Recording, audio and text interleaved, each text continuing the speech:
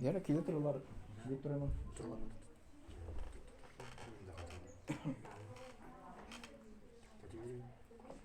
Başlıyoruz. Euzu billahi mineşşeytanirracim.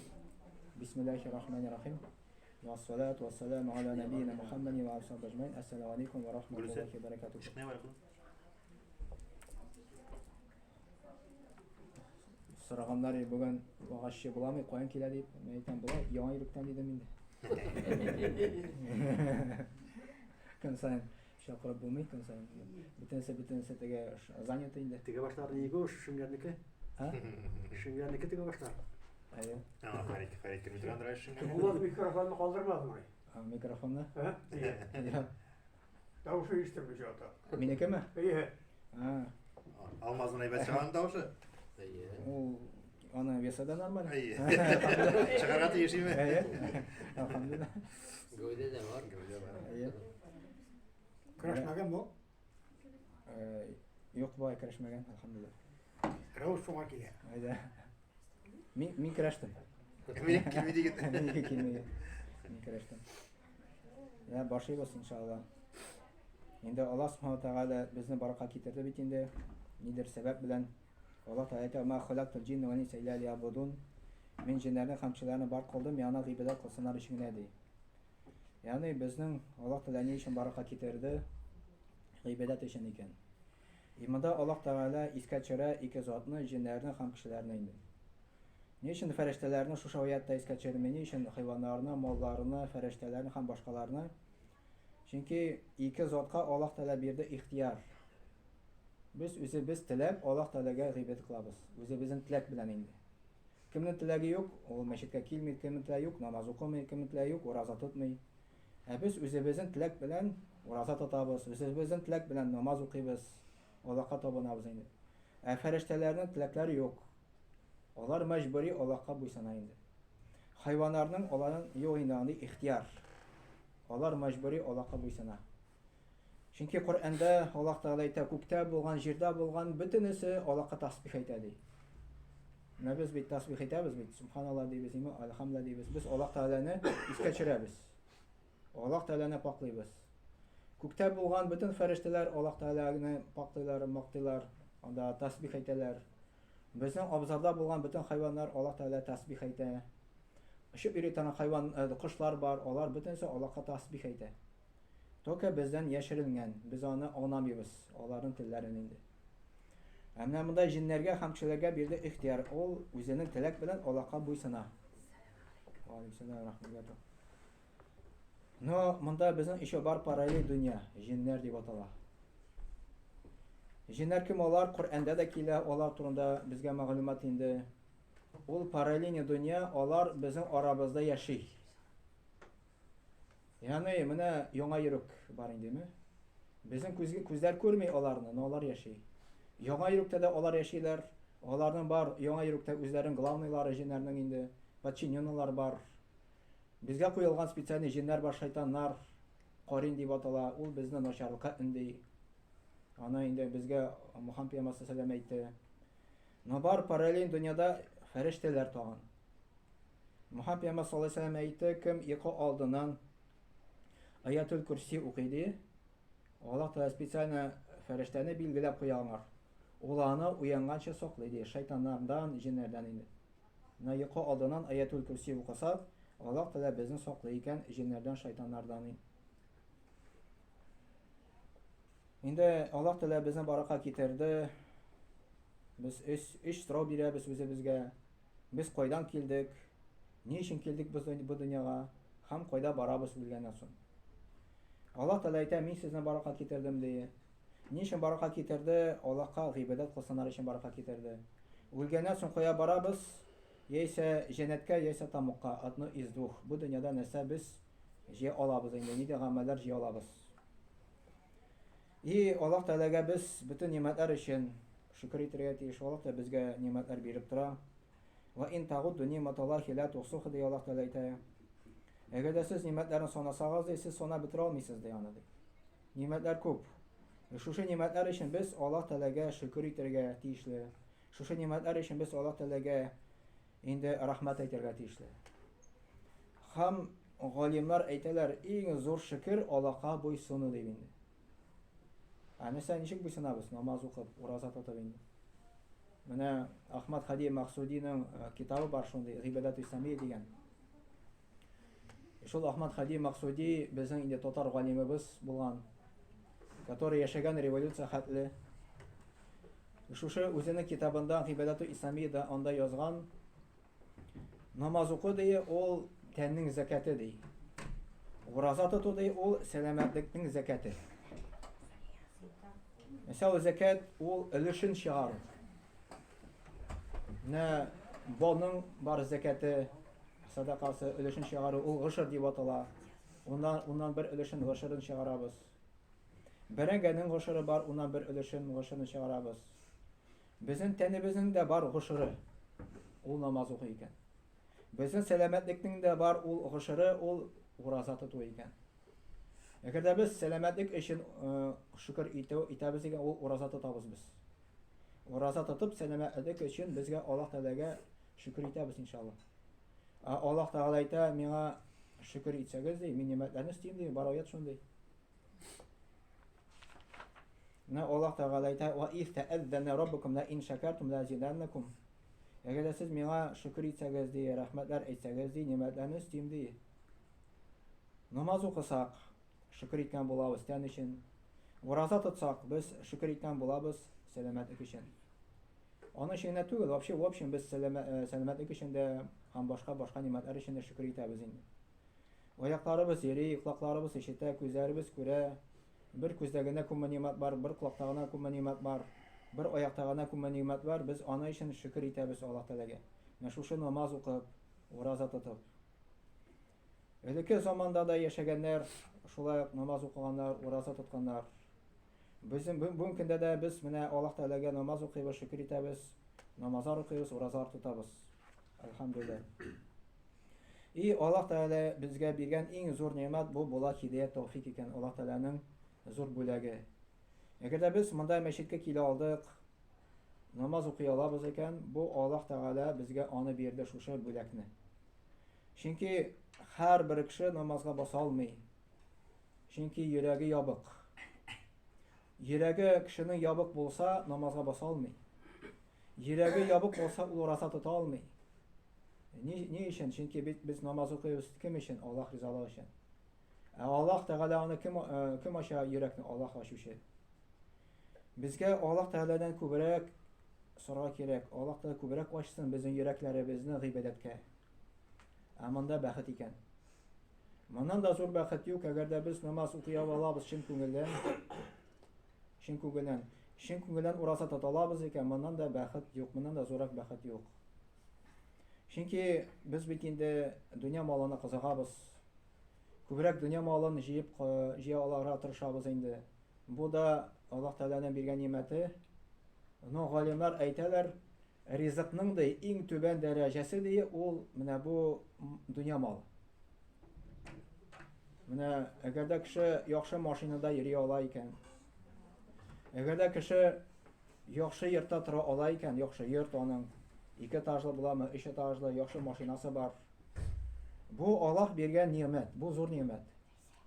Но бу галимнар әйтәләр, ризыкның иң түбән дәрәҗә. Өстәрәк дәрәҗә бар тагын. Шушы ризыкның бәрәкәте бар. Ул өстәрәк дәрәҗә килә. Аллаһ Тәгалә бит Коръәндә әйтә, әгәр дә кеше динне кабул итмәсә, аңар дин ирешә икән, динне кабул итмәй икән, без бөтен дөнья ишекләрен ачабыз ди аңар ди. Пожалуйста. Пожалуйста, ул может боярга инде, яхшы машина йөрергә, яхшы йортта яшәргә. Но бәрәкәт ишеген яба. Чөнки Аллаһ Тәгаләгә гыйбадәт итү юк. Ва алейкум сәлам. Чөнки Аллаһ Тәгалә гыйбадәт булмаса, Аллаһ Тәгалә бәрәкәт ишекләрен яба. Да синең йортың зур, но йортка кайтасы килми. Машинаң яхшы, но бәрәкәте юк. Балаларың бар, балаларың тыңламый сине, бәрәкәте юк. Ризык, бу ризыкка керә инде, балалар да ризыкка керә, сине йортың да ризыкка керә, сине машинаң ризыкка керә. Но бәрәкәт дигән нәрсә ул аннан өстенрәк. Бәрәкәт шушы әйбердә күп файда алу инде, күп файда күрү. Яхшы йорт салдан икән, йортка кайтасы килә. Рәхәт үзенең йортында инде. Менә ул бәрәкәт йортның бала. Балалар алып кайттың анда. 2 баламы, 3 баламы, 4-5 бала алып кайттың. Балалар сине тыңлый икән. Ягъни сине рәхимле сиңа, сине сүзеңне тыңлый, ул вакытта ул бәрәкәтле балалар булсын ала инде. Нәгәр дә сине сүзең тыңламый икән, ул бәрәкәтсез бала булсын ала. Шуның өчен әле ризык бер, ризыкның бәрәкәте кирәк. Бәрәкәте булсын өчен Аллаһ та кемгә бирә? Шөкер итсәң генә. Шөкер итсәң. Шөкер итү ничек була? Иң зур шөкер ул намазга басу, ул ураза тоту. Менә бу иң зур шөкерләрдән берсе булып санала инде иншаллаһ. Намазны без нинди дәрәҗәдә укыйбыз? Уразаны нинди дәрәҗәдә тотабыз? Анысын да карыйк без үзебезгә. Намазга без киләбез, намаз укыйбыз. Инде бер хәзрәт әйтмешли, безнең намазыбыз дия, шундый түбән дәрәҗәдә ди. Тизрәк укып бетерә кирәк безгә дип әйтәйин. Тизрәк теге галочка өчен Әлхәмдүлиллаһи раббил галәмин рахманир рахим малики йәүмиддин сәлам бирдем, все, булды, бетте. Намаз арта калды, менә хәзер рәхәт, любой эшне эшли аласың инде. Монда килеп кысылды намаз ни туда, ни сюда инде. Как 5-нче тәгәрмәч кебек инде. Менә бу була намазның түбән дәрәҗәсе. Без намазны тел белән укыйбыз, күңел белән укымыйбыз. Әгәр дә без күңелне дә белән дә укысак, ул вакытта намазны ләззәт алып, рәхәт алып укыячакбыз иншаллаһ. Ишеннән дә әгәр дә бирелеп укысаң чын күңелдән намазны инде, Аллаһ Тәгалә күңелгә ләззәт сала, рәхәтлек сала. Менә бу Аллаһ Тәгалә биргән иң зур нимәт, Аллаһ Тәгалә биргән ул һидаят була, ул тәүфик була. Әгәр дә син намазга баса алдың, ураза тота алдың икән, бу Аллаһ Тәгаләдән биргән бер зур бүләк безгә, әлхәмдүлиллаһ. Без аны өчен шөкер итәргә тиеш. Андары сәламәтлек дигән нәрсә бар. Ул да зур бүләк Аллаһ Тәгаләдән, ул да зур нимәт. Бер хәзрәт сөйләде, бер вагызда, бу Рамил хәзрәт Юнус инде сөйләгәне Казанда ди, күптән сөйләде инде ул аны. Бер 15 ел элек булган микән инде ул. Бер хатын бар дип әйтә инде, 36 яшьлек. Аны әбисе карый ди, 70 яшьлек әбисе карый. Тумыштан ук караваттан тора алмый. Тора алмый ди. Без аны янына килдек дип әйтә хәзрәт, хәлен белергә. Аның ул әйтә, бер теге үтенечем бар ди, мине Кул Шариф мәчеткә алып барыгыз дип әйтте ди, күрәсе килә дип әйтте ди. Аны алып барсаң инде шушы теге бер яткызып алып барасың инде аны. Без әле караваттан тора алабыз, йөри алабыз, шөкер, әлхәмдүлиллаһ. Без йөри алабыз, мәчеткә килдек, ул да зур нимәт бит инде. Безнең бит инде бөтен безнең авыртканыбыз бар. Больниста ятканыбыз бар. Менә шунда аныйсын инде, менә күп нимәт югала безнең. Сәламәтлек булмаса зур нимәт югалган була. Шуның өчен Мөхәммәд пәйгамбәр саллаллаһу алейһи дуасында сорады, һидаят сорады беренчесе Аллаһ Тәгаләдән, туры юлны инде. Икенчесе сәламәтлекне сорады. Безгә дә Аллаһ Тәгаләдән күбрәк, ешрак кирәк сәламәтлек сорарга. Сәламәт булганда син күп эшне эшли аласың, сәламәт булмасаң күп эшне эшли алмыйсың. Но сәламәтлек тә югалса, бу Аллаһ Тәгаләнең зур тоже хикмәте. Зур хикмәте монда. Монда да гариват итәсе түгел дигән сүз. Әгәр дә без авыртсак, аны өчен безнең гөнаһларыбыз кичерелә. Гөнаһларыбыз кичерелә. Потому что без кеше, без бит инде теге тимер дә ватыла. Без бит робот түгел, без тимер түгел. Тимер дә ватыла әле, не то что без. Аллаһ Тәгалә безнең тәнебезне шулай итеп баракка китерде. Ул может яшь вакытта сау сәламәт булырга. Картайган саен сәламәтлек әкрен-әкрен чыга. Бу Аллаһ Тәгалә куйган канун, моны без моның белән килешергә тиеш. Моны белән килешергә.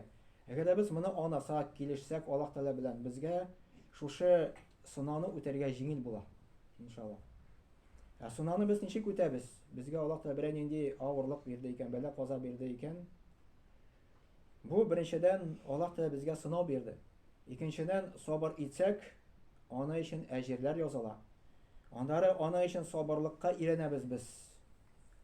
Менә ураза тотып без сабырлыкка өйрәнәбез. Авырлык аркылы сабырлыкка өйрәнәбез. Мөхәммәд пәйгамбәр саллаллаһу алейһи ва сәллям әйтте, хадисендә килә, Кешегә нинди авырлык ирешмәсен, бәла-каза ирешмәсен дие. Шуның аркылы аның гөнаһлары кичерелә ди. Хәтта шәнишкә безгә казалса да тәнгә, аның аркылы да безнең гөнаһларыбыз кичерелә. Менә шуны аңларга кирәк. То есть имеется в виду, без авырта башладык, без тотынабыз теге горевать итәргә үч әйтмешли инде. Теге Аллаһ Тәгаләне можем сүгеп атырга даже Аллаһ сакласын, бу начар әйбер инде. Моның белән килешергә кирәк, моңар сабыр итәргә кирәк, и түзәргә кирәк. И аннан соң килә җиңеллек. Да Коръәндә аят бар шундый. Авырлык белән җиңеллек ди, авырлык белән җиңеллек ике тапкыр кабатлана. Монда кирәк просто какой-то вакыт сабыр итәргә. Ул узак түгел. Шушы вакытны сабыр итсәк, Аллаһ Тәгалә андары җиңеллек бирә иншаллах. Әкрен-әкрен тереләбез иншаллах. Әкрен-әкрен бәла казаны чыгабыз иншаллах. Только шушы вакытны сабыр итеп кенә чыгып үтәргә кирәк. И ул кабатлана Коръәндә килә, авырлык та килә, анда җиңеллек килә. Авырлык та килә, җиңеллек та килә. И галимнар әйтәләр, шушы аяттан алып, әгәр дә кешегә бер авырлык килсә, моннан соң җиңеллеге ике мәртәбә зуррак дип әйтәләр. Менә, мәсәлән, баш авырта икән. Индеме? Баш авырта, вакыт үтте, баш авырта бетте, җиңеллеге ике мәртәбә күбрәк килә. Грип белән авыртабыз. Бер атна авырттык икән, 10 көн авырттык. Авыр, но моннан соң җиңеллек килә. Пәйгамбәр саллаллаһу алейһи әйтте, җиңеллек була алмый авырлыксыз ди. Сиңа җиңеллек була алмый, пока сиңа авырлык килми. Менә Аллаһ та куйган кагыйдә. Юл гел кабатлана, авырлык, җиңеллек, авырлык, җиңеллек. Әгәр дә кеше һәр вакытта да җиңел булса, дөньяда ул тоже яши алмас иде. Һәр вакытта да авырлык булса, җиңеллек булмаса, тоже бик авыр булыр иде. Авыр кабатлана бу дөньяда, авырлык, җиңеллек, авырлык, җиңеллек. Просто аны сабыр итеп үтәргә кирәк. И галимнар әйтәләр, кешегә авырлык килгәч, кеше эшкә бүленә. Беренчесе Аллаһтан зарлана. То есть, нигә миңа Аллаһтан шул хәтле күп нәрсәләр бирә, нәрсәгә мине шулай итә, нәрсәгә дип, бу сүз әйтү ярамый. Ул вакытта син әҗир саваплардан мәхрүм каласың. Аллаһ Тәгалә дә аннан ачулана икән ул вакытта. Риза түгел. Аны өчен ул гөнаһ ала. Икенче төр, бу вакытта икенчесе сабыр итә, моңар. Зарланмый. Просто сабыр итә, түзә. Моның өчен әҗирләр нинди ала? Хисапсыз ала. Аллаһ та Коръәндә әйтә, хисапсыз саваплар бирәмен ди. Хисапсыз. То есть, мәсәлән, намаз укыдык, аның хисабы бар, күпмедер күләмдә савап яздылар. Андары садаканы бирде, аның күләм бар. Ondan alıp 700 хәтле савабы бар ди, аннан да күбрәк ди. Но сабырлык өчен аны Аллаһ та вообще хисапсыз савапларын бирәчәк. Безгә теге дөньяда инде ул, иншаллах. Без аны сабыр итәбез теге дөнья өчен. Аллаһ та теге дөньяда безгә савапларын бирсен дип инде. Һәм икенче төркем бу була, кем була? Яны сөйләгәне бар. Беренчесе сабыр итми, зарлана Аллаһтан. Икенчесе сабыр итә, өченчесе бәла каза килгән өчен Аллаһка рәхмәт әйтәләр. Менә кемдер әйтмешли, мин нәрсә хәзер авылы килгәч Аллаһка рәхмәт әйтергә тиешмени ди. Бу Аллаһ Тәгалә, карагыз, ул бит инде рахимленең рахимлесе Аллаһ Тәгалә. Теге Аллаһ Тәгалә иң рахимле. Менә бер вакыт Мөхәммәд пәйгамбәр саллаллаһу вакытында сугышта бер хатын-кыз үзенең баласын югалта, сабый баласын бердән-бер. Бу инде сабый баласын бердән-бер баласын югалткач без бит инде бик каты кайгырабыз. Менә уйлап карыйк, баланы югалтып Алла сакласын. Бу да бик каты кайгырган инде. Сугыш беткәннән соң таба шушы баланы. Алла аны кочаклый, үбә аны. Мөхәммәд пәйгамбәр саллаллаһу әйтә, ничек сез уйлыйсыз ди. Шушы ана кеше үзенең баласына рахимнеме ди, и рахимле. Аллаһ Тәгалә ди безгә карата тагын да рахимлерәк ди. Тагын да рахимлерәк. Шушы ана үзенең баласына караганда Аллаһ Тәгалә безгә тагын да рахимлерәк икән. Шуның өчен Мөхәммәд пәйгамбәр саллаллаһу әйтә, үлгән вакытта ди, үлем вакытында ди, Аллаһ турында яхшы уй белән уйлап үлегез ди. Потому что ни өчен, чөнки үлгән вакытта без Аллаһ турында начар уйларга мөмкин. Ул вакытта авыр бик. Безгә тәнгә шәнешкә дә ничек авыр, шулай бит температура белән ауырса да ничек авыр. Монда җан тамыры белән чыга полностью. Кеше кайгыра монда. Кеше кайгыра. Тәнгә дә авыр. Потому что бөтен тән авырта монда, җан аерыла. Физик яктан и мораль яктан да авыр. Син шушы йортны калдырасың. Син монда уже яләнгәнсең бу дөньяга. Шушы йортны син төздең гомер буе. Монда рәхәт, монда теге яләнгәнсең син. Монда син хатынны калдырасың. Монда балаларны калдырасың, бөтен туганнарны калдырасың. Кая барасың белмисең әле. Шуның өчен кешегә мораль яктан авыр. Калдырасы да килми, кая барасың белмисең. И шул вакытта Коръәндә Аллаһ Тәгалә әйтә, фәрештәләр төшә ди, и моны җаны тынычландыра ди. Әгәр ул изге җан булса инде. Теге кафир җан булмаса, килеп буны тынычландыра. Тынычландыр ди, тыныч бул дип әйтәләр. И шушы җан тынычлана. Яннары тыныч булып җан чыгып китә иншалла. Без күрәбез ул килмергән бу дөньяда, но җан чыккач, ул вакытта аңа рәхәт була. Рәхәткә чыккан була. И шул вакытта ул шул хәлле рәхәтлек сизә, бәхет сизә дигән. Дөньяда андый бәхет юк, дөньяда андый рәхәтлек юк. Но бундай бәхет сизәр өчен Аллаһтан тора. Әгәр дә син намаз укысан вакытында, Аллаһ сиңа үлгән вакытта рәхәтлек бирә. Ураза тоткан булса, үлгән вакытта сиңа рәхәтлек бирә иншалла. Үлгәч инде имеется в виду. Үлем түшәгендә ятканда ул может килмереп ятырга. Теге бер вакыт бер авылда эшләгәндә, Мусим районында да, анда бер бабай, аны гел сөйлим инде, хәзер дә сөйлим иншалла. Мәчетне гел карап биргән инде. Мәчет ягын караган постоянно, кайгырган мәчет өчен инде, мәчеткә йөргән, мәчетне караган, анда ремонтлаган дип әйтәбез инде. Бер вакыт бу үлем түшәгендә ята икән. Теге үлем түшәгендә түгел, урыс телендә 7 ай буе ятты ул. Мин аның хәлен белергә килгәч, ул миңа әйтә, нишләп мине Аллаһ Тәгалә шулай итеп газаплый ди, мин бит инде изгелек кылдым ди. Мин анатым аңгар, анатара туры килде. Мен әйтәм, наоборот, сине Аллаһ Тәгалә ярата. Наоборот, сине Аллаһ Тәгалә җиңеллек тели сиңа. Шушы урыс телендә ятып, синең гөнаһларың кичерә сине Аллаһ Тәгалә. И теге дөньяга син чиста булып чыгасың, гөнаһсыз. И теге дөньяга сине бүләкли Аллаһ Тәгалә иншалла. Менә шуның өчен теге бәла каза килә икән, авырлыклар килә икән, кайгырмаска кирәк. Аны өчен безне Аллаһ Тәгалә сыный беренчедән, икенчедән гөнаһларыбыз кичерә. И шулай бер хәзрәт вазында сөйли, Юсуф хәзрәт Дәүләтшин инде. Менә әгәр дә безнең тәкъдирдә язмышта язылган икән иҗмака керергә. Үлгәннән соң яме җәннәткә керергә. Инде дә дәрәҗәгә. Ул бит инде җәннәтнең дәрәҗәләре бар. 8 ишеге бар. И дәрәҗәләргә бүленгән инде. И син язылган индидер зур дәрәҗәгә керергә. Иҗмакның инде. Но синең изгелекләр кыласың, җитми дәрәҗә. И Аллаһ та бер бәла биреп куя, авырлык инде. И шуга авырлыкка бәләгә түссәң, сабыр итсәң, и шушы дәрәҗәгә менәсең иншалла. Шушы дәрәҗәгә менәсең. Шун бәла казаларда да анда плюсларны таба белергә кирәк. Плюсларны таба белергә кирәк. Аллаһ та зирә бирми. Зирә бирми моны. Моны үтсәң, син рухи яктан да ныгыйсың дөньяда. Икенче яктан синең сабырлык аркылы саваплар арта иншалла. Да кеше бәла казалардан үтеп рухи яктан ныгый. Чем күбрәк кеше бәла каза күрә икән, ул күбрәк рухи яктан нык була. Иншалла. Аны уже кичкенә бәла казалар килеп, ул аны сизми дә даже. Менә шушы нәрсәне аңлый белергә кирәк. Шушы нәрсәне аңлый белергә кирәк. Без моны аңласак, авырда бәла каза килсәк, безгә менә шушы аңлау җиңеллек бирә үтәргә иншалла. Һәрбер кешенең ул авырлык бар, һәрбер кешенең. Но без Аллаһ Тәгаләдән сорарга ярамый бәла казаны. Дуга кылырга ярамый, ярап булмала миңа шуны бир дип ярамый.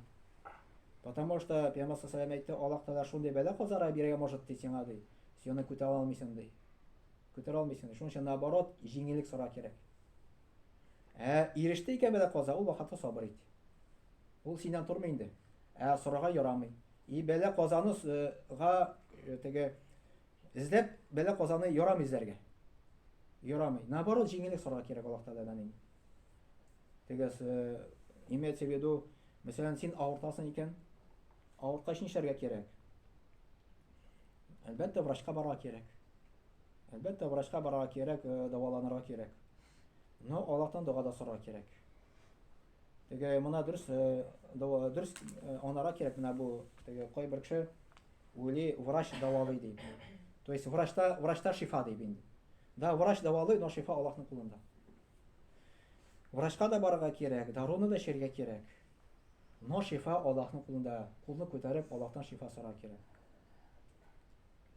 Күп кешеләрдән ишетергә туры килә, мин Аллаһтан сорадым инде.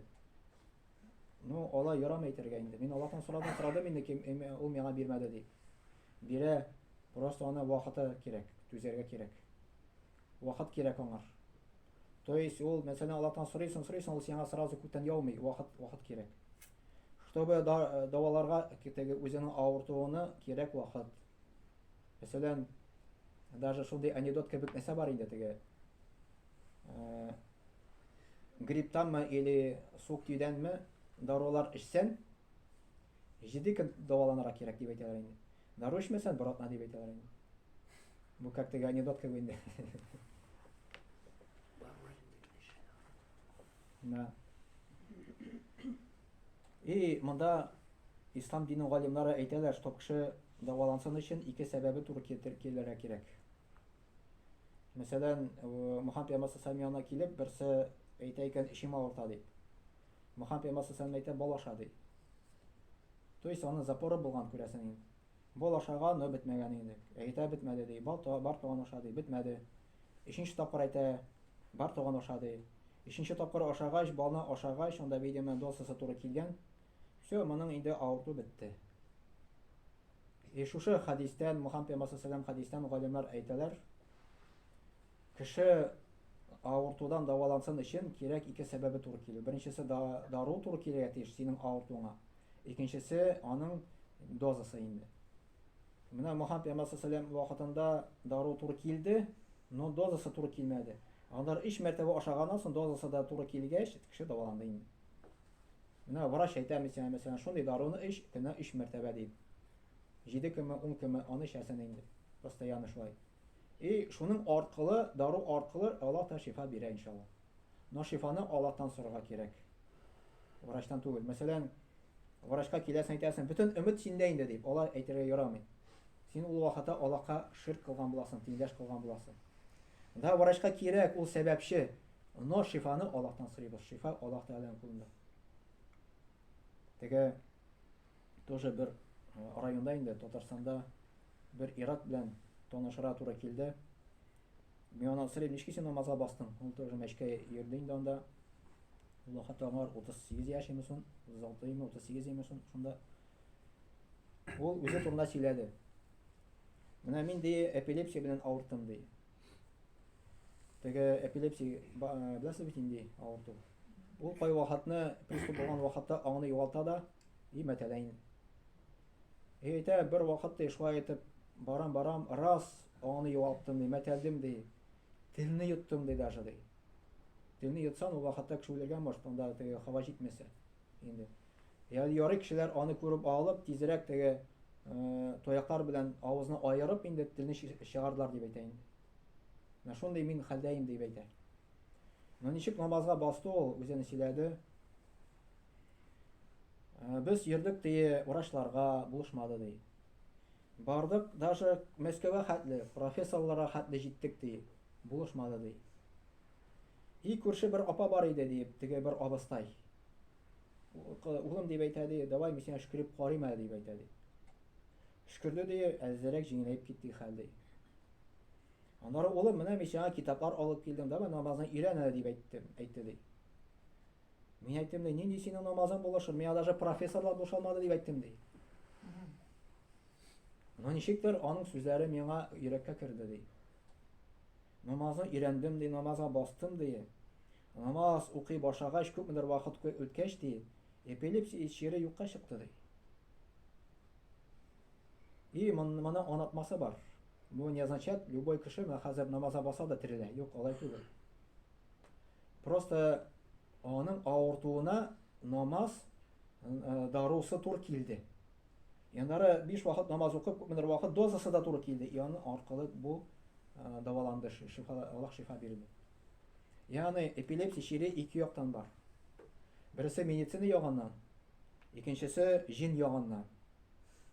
Медицина ягыннан булса, ул хатта врачларга бара кирәк, дәваланырга кирәк анда теге. Анализлар итеп тикшерелеп, дару алып инде.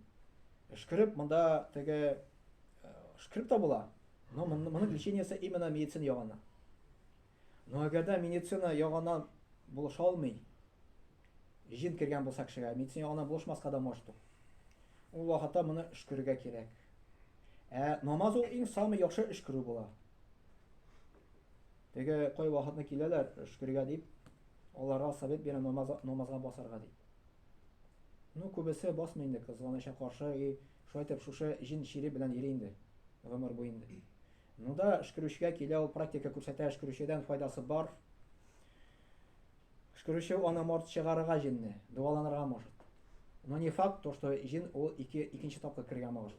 Потому что ишекләр ачык, защита юк. Моңар антивирус куярга кирәк, моңар защита куярга кирәк. Бу намаз. Намаз, бу зикр, тасбих, ураза, бу җиннәрдән, шайтаннардан калкан булып тора. Ул кертми. Но бар кайсылар намаз укучылар да җини авырты белән авырталар. Бу нишләп шулай? Чөнки защитасы тоже түбән дәрәҗәдә.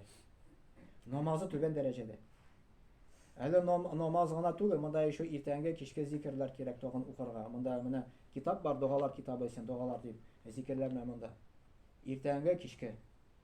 Мөхәммәд пәйгамбәр саллаллаһу хадисе бар шундый. Кем иртә белән ла илаха илlallah вахдуху ла шарика лах, лахул мульку лахул хамду ва хуа аля кулли шайин кадир дип укый 100 мәртәбә. Көне буе ул защита астына була, Аллаһ Тәгаләнең калкан астына була. Ул аны саклый җиннәрдән, шайтаннардан ди. Шушы көндә аңар җиннәр кирә алмый, шушы көндә аңар сихер кирә алмый, шушы көндә аңар бозыклык кирә алмый. Икенче көнне укыса тоже шулай, шул көнне защита була. Аннары тагын укыса тагын защита була. Но ул килә намаздан соң, конечно. Беренче самый зур защита була ул намаз инде. Икем шушы зикрне укый, ла илаха илlallah вахдуху ла шарика ла 100 мәртәбә, аңар савап языла, кабута 10 кылны дие азат иткән шикелле савап языла ди. Андары 100 савап языла ди, 100 гынах аннан кичерелә ди. Менә шушы зикрне 100 мәртәбә укысак, 10 мәртәбә укысак 10 савап языла, 10 гынах кичерелә иншалла. Менә шушы зикрләрне күбрәк кулланырга кирәк. Ул безгә защита да була, һәм кыямәт көндә безгә мизанда, үлчәүдә авыр да була иншалла. Мөхәммәд пәйгамбәр саллаллаһу алейһи ва сәллям әйтте, шундый ике җөмлә бар ди, ике сүз. Телдә ул җиңел ди, үлчәүдә авыр ди. Субханаллаһи бихамдихи, субханаллаһи азим дип әйтегез ди. Телдә җиңел әйтелә, но кыямәт көндә теге дөньяда үлчәүдә авырлыгы авыр булачак, савабы авыр булачак дип әйтәм. Менә без үзебезнең телләребезне күбрәк, ешрак теге гадәтләндерергә кирәк. Аллаһ Тәгаләне искә төшерергә. Менә теге сүгәнгән урынына безгә кирәк субханалла дип әйтергә. Менә ашушыга битиме? Теге бер хәзрәт сөйләгән бит монда, теге кайсыдыр хәзрәт сөйләгән, оныттым инде мен аны. Бер мулла инде, бер хәзрәт теге казак белән казаклы икән, теге казак суга икән, казакка шүкеш белән. Бер яшь малай аңар күзәтеп тора икән. Теге аптырый инде теге хәзрәт, "Нисәгә миңа гел карый микән бу?" Сорау бирәм аңар, "Нисәгә гел миңа карыйсың теге шүкеш белән теге сукканда инде" ди. Мин сине тикшерәм ди, син теге бармакка суккач ди, син нинди сүзләр әйтерсең монда ди.